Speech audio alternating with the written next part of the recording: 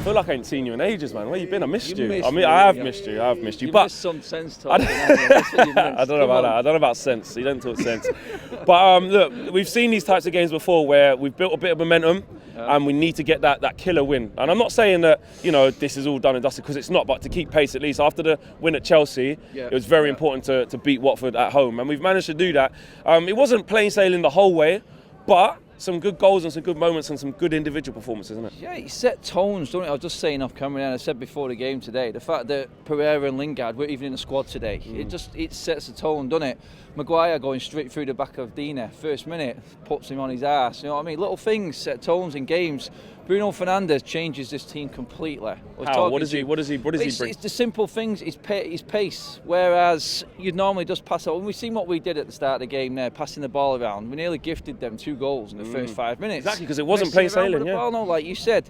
But Bruno Fernandes plays the ball. He plays the ball 2 feet in front of a player. He makes him move forward. He makes people play quicker. He quickens the tempo by the way he moves around the pitch. He doesn't let the ball go out of play for a throw. Little simple things, but then straight away, how many chances did we create? Just through Bruno Fernandes. Yeah. 2 of them today were assists. He got his goal today. He's involved in absolutely everything. And it just changes everyone else in the team. It just sets He's infectious, isn't he? Even what I've noticed about him, like you see when the ball goes out for a throw or a goal kick or something, he's looking around him, he's pointing, he's going, right, you come here, right, you come here. He's a natural leader, isn't he? Like he's looking to have like a influential role to rub off on the others, like a good example. We've been waiting for a player to come in to change the mentality. He'll go one way or the other. A player will come into United, he'll be taken by the United vibe at the moment, which is poor, and the player will down. He'll just lose form and he'll just go down. We're looking for a player to come in to change other players in that team, and he's doing it at the moment. He's doing it straight away. He's not letting himself get rolled into this slow style of football, because, like we said, first 5 minutes we could have been 2 down through our own making, as normal.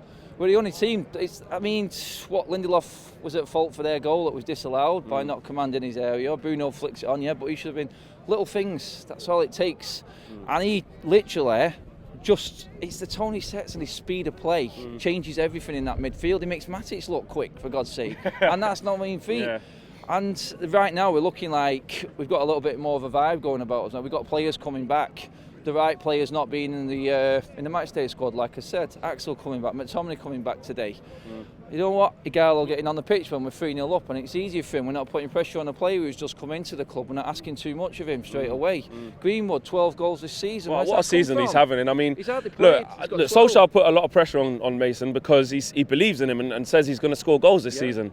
And he really has hit the ground running. It's like, whenever he gets the ball, I keep saying it, you just know what he wants to do. He just wants to shoot on sight, get half a yard and make it happen. He had the first shot, which he kind of shifted his feet round, right foot save, and the second shot, top corner, stanchion.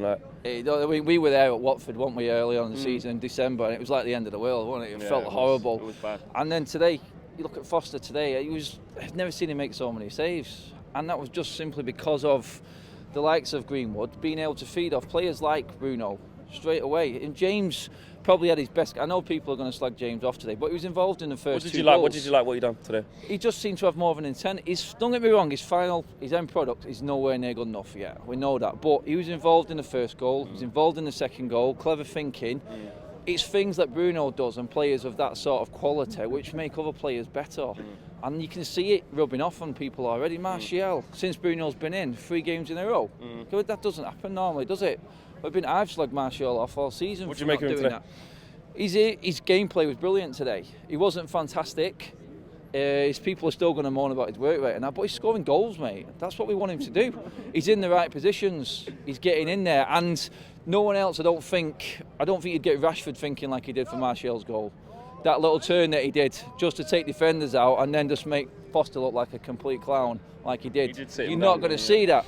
But then again, he's getting more chances because of the likes of Bruno. Again, I keep saying it, Bruno. It's like the Bruno show, and it comes into everything. But there's pretty much 7s all around today for everyone. We completely nullified them in taking Deeney out of the game. They didn't get a sniff. I can't remember De Gea having much to do at all.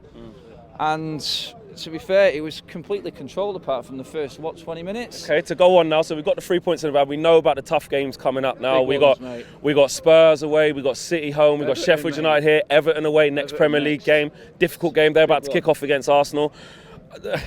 Can we go on a run? And I feel like How many times have I asked you this after decent results? But can we, look, 11 games to go, 12 games to go, whatever it is, can we get on a run? But that's a big hurdle for us today. They're beating an average, crap team at home.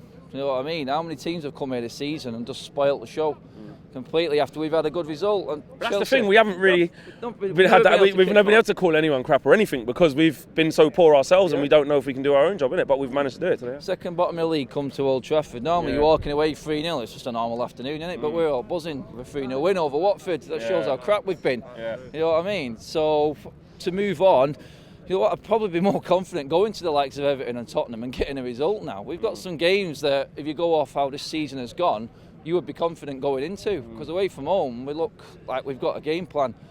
It's here. This was a challenge here today. You look at the games we've got left, mate. We ain't got, on paper, many big games. What have we got? No, we've got City, Tottenham, Leicester away last day of the season, Sheffield United home, which actually is a big game in it now. They're the games you're looking at. You're looking at Everton. Some tricky ones. Everton away, Sheffield United at home. It's horrible to say, but the rest of the table's sorted itself out. There's one spot, isn't there, available. 2 if you count, if it all goes right with City's verdicts and all that, maybe. But there's one, everyone's faltering. It's which team is going to take the chance, who's going to grab it. Right now, we've just got a little bit of momentum going, it feels. And can we get 3 wins in a row in the Premier League, but we haven't done all season? That's the question that you're asking, isn't it? It's Everton away. We know what happened there last season. We came out of there. Really worse than that. No, and can we do it? I mean, we seem to have a game plan away from home, like I said. It's if we can get that third win. If we win 3 in a row, then what's to stop us carrying it on? We just don't know, mate. So I'm beating to the end of the season then? Sorry? I'm beating to the end of the season. Steady on. Listen, who's the man of the match finish off? Go on. It's got to be Bruno, hasn't it? Easily. He was just immense. Big thank you to you guys for watching the latest of our videos, and if you want to check out more, make sure you do that just to the right of me. We are the biggest and best Manchester United channel in the world. Make sure you check us out on all of the socials as well: Facebook, Instagram, Twitter and YouTube. The socials are along the bottom. Peace.